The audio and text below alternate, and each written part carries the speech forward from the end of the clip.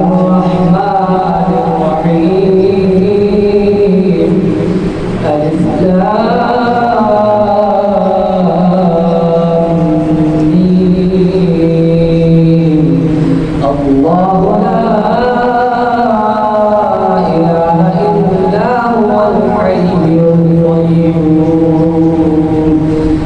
نزل عليك الكتاب بالحق مصدقا لما بين يديه وأنزل التوراة والإنجيل من قبل هدى للناس وأنزل الفرقان إن الذين كفروا بآيات الله لهم عذاب شديد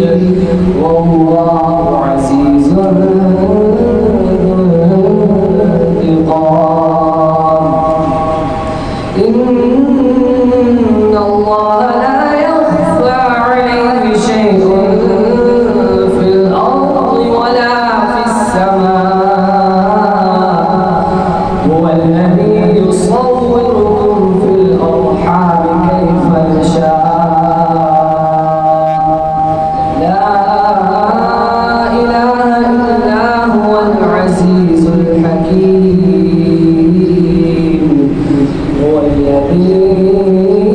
أنزل عليك الكتاب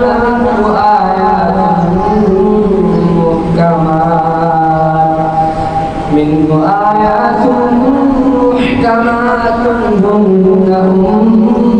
الكتاب وأخر متشابهات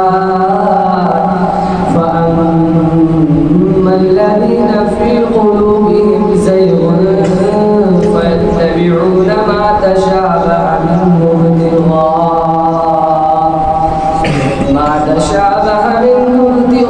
ابتغاء الفتنة وابتغاء تأويله وما يعلم تأويله إلا الله والراسخون في العلم يقولون آمنا به كل